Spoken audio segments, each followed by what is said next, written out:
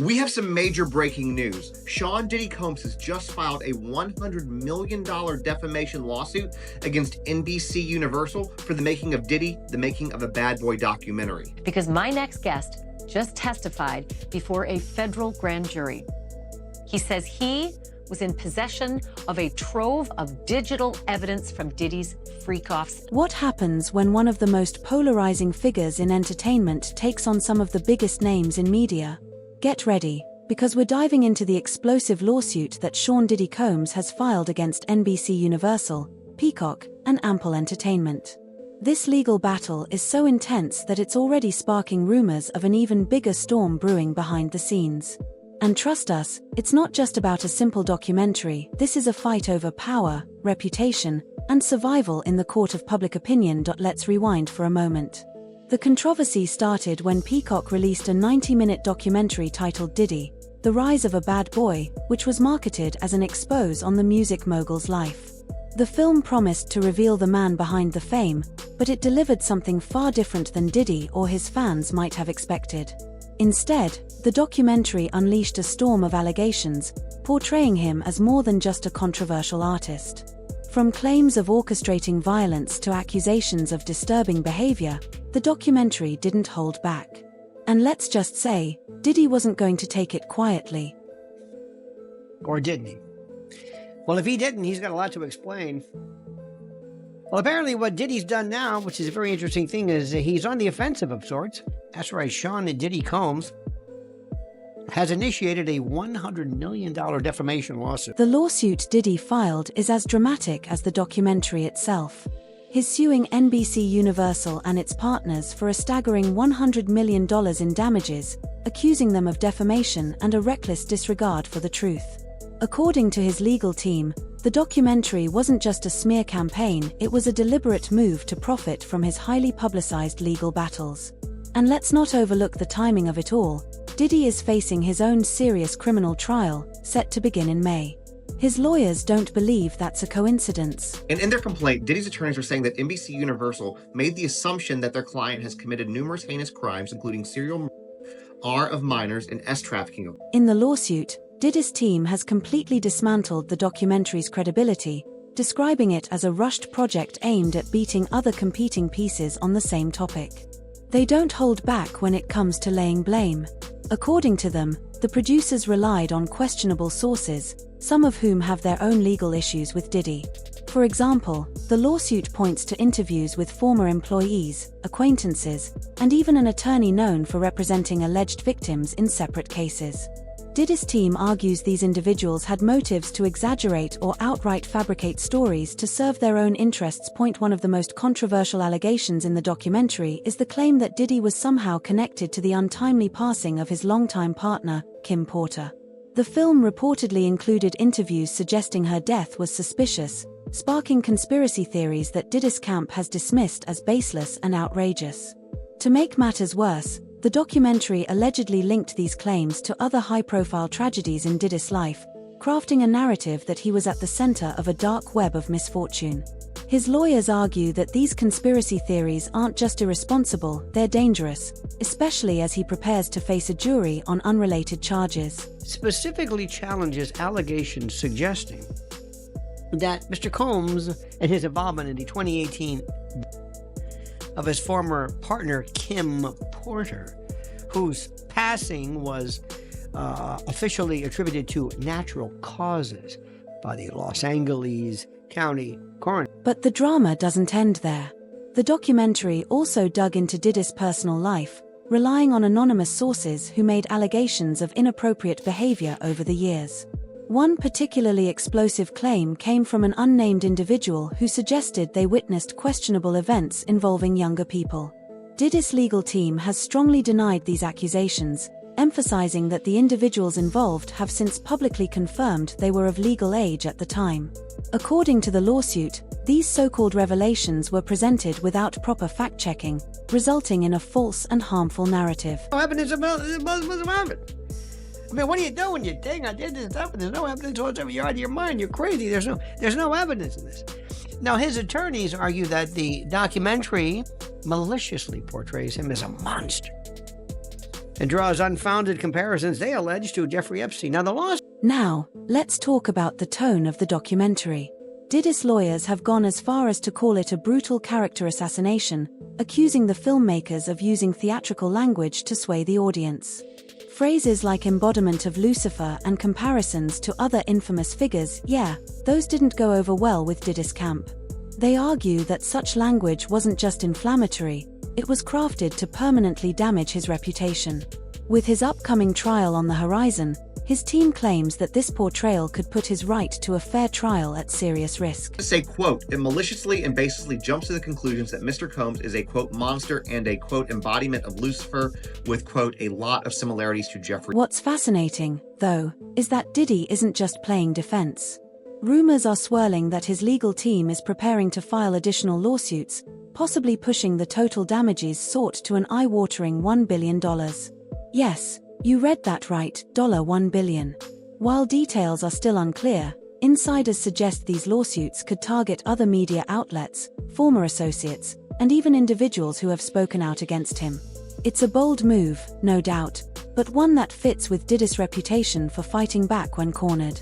Of course, this legal onslaught isn't just about the money, it's about taking control of his narrative. For decades, Diddy has been one of the most polarizing figures in the entertainment world, celebrated for his entrepreneurial drive, but often criticized for his larger-than-life persona.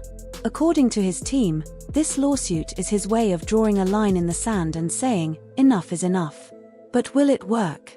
That's the billion-dollar question. Meanwhile, Diddy's lawyers have been working tirelessly to secure his release on bail, an uphill battle, to say the least. Despite offering a massive $50 million bail package, complete with house arrest and strict monitoring conditions, the courts have repeatedly denied his requests.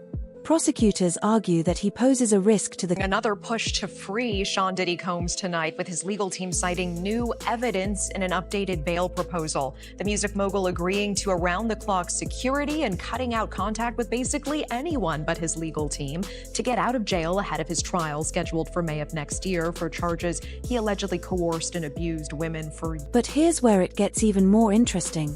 Some legal experts believe Diddy's team might be using this defamation lawsuit as a strategic move to shift the public narrative. After all, if they can discredit the documentary and its sources, it could cast doubt on the broader allegations against him. And let's not forget how crucial public opinion is in high-profile cases like this. By going on the offensive, Diddy's lawyers may be trying to influence potential jurors. Familiar with the old Houdini? So what Diddy's lawyers are trying to do is pull a Houdini. They're trying to say that the evidence that they have is different. Well, it's not different. The video that the entire world has seen is not going to go away. The fact that he had parties that were freak-offs is not going away. So it's just a question of whether or not... At the same time, this lawsuit raises important questions about the responsibility of media companies when reporting on controversial figures. Did NBC Universal and its partners cross the line in their pursuit of a sensational story, or were they simply doing their job as journalists, uncovering uncomfortable truths? It's a debate that's likely to continue, especially as more details about the documentary's production emerge. And then there's the human element. Amid all the legal drama, it's easy to overlook that Diddy's family is caught in the crossfire. His mother, Janice, has been vocal in her defense of her son, describing the accusations against him as part of a larger, coordinated effort to bring him down. Diddy's mother has urged the public to withhold judgment and allow her son to have his day in court. This sentiment has also been echoed by his children, who have faced significant... At this point, we've all probably heard about these infamous parties. Diddy's assistant now giving us details about what he says were called Wild King. As for Diddy himself, he's consistently maintained his innocence, calling the lawsuit a fight not just for his reputation but for his livelihood. In public statements, he's expressed confidence that he'll be vindicated, urging fans to focus on the positive impact he's had on the music industry and beyond. But with so much on the line, both financially and personally, it's clear that this is more than just a legal battle, it's a fight for his legacy. So where does this leave us? On one hand, you have a documentary that has sparked outrage and debate, raising questions about accountability and ethics in storytelling. On the other, you have a celebrity fighting to clear his name, using every tool at his disposal to push back against what he sees as a smear campaign. And in the middle of it all, you have a public riveted by the drama. You have him with a younger female, and there's a power dynamic there. A more impressionable girl is easier to reel in. Consent is between the people that are engaging, and I wasn't there in these situations to understand that. But here's the catch, this is just the beginning. As Diddy's lawsuit gains traction and new allegations and counterclaims surface, the story is far from over. Will he manage to turn the tide in his favor, or will this legal saga mark the beginning of the end for one of hip-hop's biggest icons? One thing's for sure, this is a battle that won't be forgotten anytime soon. And with whispers of even bigger lawsuits on the horizon, it's clear the drama is only heating up so as the storm of Diddy's lawsuit against NBC Universal and others continues to rage on. The other side of this saga is even darker, more explosive, and frankly, impossible to ignore. Let's talk about the downfall of Sean Diddy Combs, the once king of hip-hop, now a man fighting for his freedom, his legacy, and possibly even his life. How did the man who built an empire from the ground up find himself at the center of one of the most scandalous legal battles in entertainment history? And more importantly, is there any way for him to claw his way back? He was responsible for Diddy's day-to-day life, so he is able to provide a lot of information about what that life was like. He goes into detail on extensive... Let's set the stage. It was September of last year when Diddy's world came crashing down. The music mogul, known for his flashy lifestyle, jaw-dropping business deals, and seemingly untouchable persona, was arrested in New York. The charges? Let's just say they were the kind of accusations that sent shockwaves through the entertainment industry. This wasn't just about bad behavior, it was about allegations that could potentially land him behind bars for life. And from that moment, everything changed. Diddy was taken to the Metropolitan Detention Center in Brooklyn, a far cry from the luxurious mansions and five-star hotels he was accustomed to.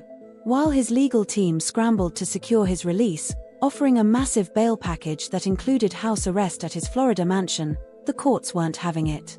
Denied time and time again, Diddy has remained behind bars, awaiting his day in court. But even as he sits in that cell, the drama surrounding him has only intensified. He was taken to the Metropolitan Detention Center in Brooklyn. Let's start with the charges Diddy is facing. They're serious, incredibly serious. If convicted, he could be looking at a sentence that could keep him locked away for the rest of his life. Prosecutors have painted a picture of a man who used his wealth, influence, and power to manipulate, intimidate, and control those around him. They've described elaborate events, some lasting for days, that allegedly involved behavior so shocking it's hard to reconcile with the man who once danced across stages in shiny suits. But here's where things get even more complicated. As more people have come forward, the accusations against him have piled up, and they're not just limited to the initial charges. Lawsuits have been filed left and right, each one adding another layer to this already tangled story. Some of these lawsuits date back decades, with individuals claiming they were wronged by Diddy at the height of his fame. Others are more recent, painting a picture of a man whose behavior allegedly became more reckless over time. And then, of course, there are the rumors, whispers of even more allegations that haven't yet surfaced, fueling speculation about just how deep this rabbit hole goes. I know you said he explained all of the items that were involved in these Wild King nights. Did he mention who would participate as well? A lot of them were unknown to him. He did mention that a lot of the women were very, very young as 20, not underage. But one of the most shocking claims to emerge involves allegations that Diddy targeted individuals who tried to expose or confront him.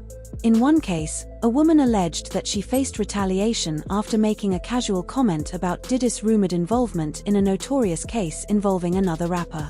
According to the lawsuit, she claims that Diddy tracked her down weeks later and delivered a chilling message, a warning that left her fearing for her safety. If true, her story paints a picture of a man willing to go to extreme lengths to protect his image. And then there's the collapse of Diddy's empire. Once a titan in the music and fashion industries, his brand has taken a massive hit since his arrest. Sponsors and business partners have distanced themselves, with some even severing ties completely. Events he was once headlining have quietly rebranded, and product lines bearing his name have practically vanished from shelves.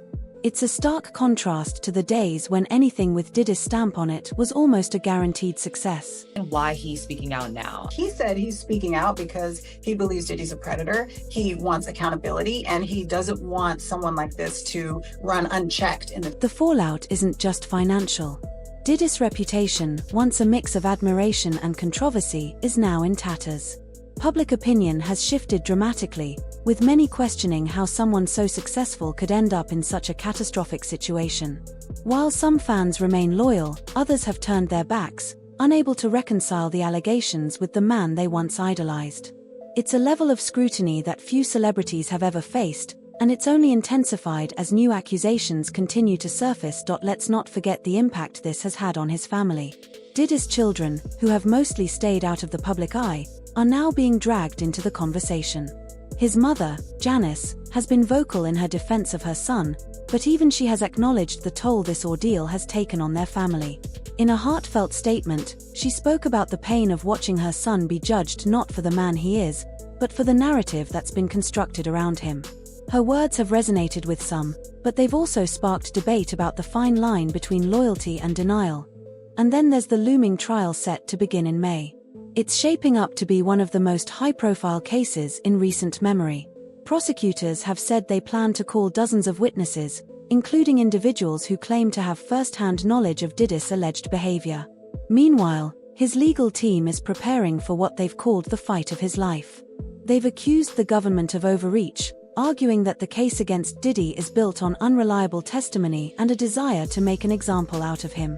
It's a strategy that could work, but it's also a risky gamble. Assistant to Sean Diddy Combs speaking out in the new interview with new allegations about wild parties and...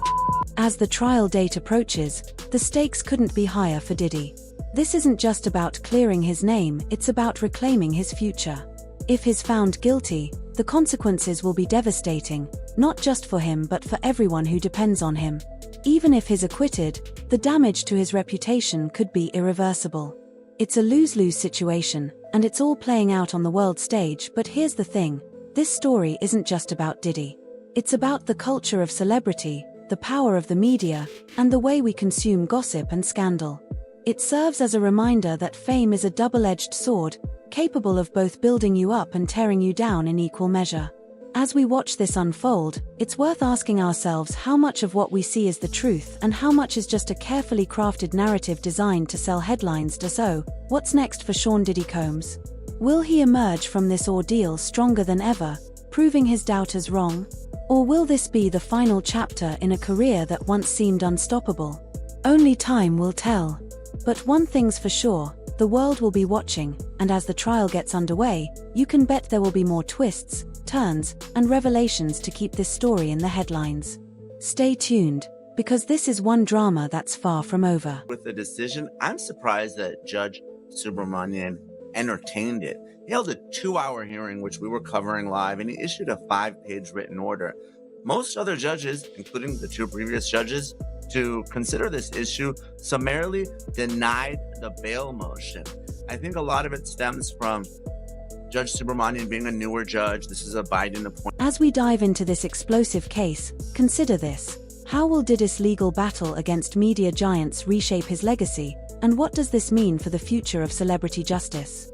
Could this lawsuit mark a turning point in how we view the power dynamics between celebrities and the media? Share your thoughts in the comments below, and let's keep the conversation going. Thanks for joining us, and don't forget to like and subscribe for more celebrity news and analysis. It's going to be a tough argument for the government because obviously Combs voluntarily came to New York. He surrendered his passports to his lawyer. He could have fled after the March raids of his Miami and Los Angeles homes, but he didn't. He has access to 2 private jets. I think it was a tougher argument. I know the government made the argument, but clearly the best argument was the dangerousness and the witness tampering. They had much more evidence. As we delve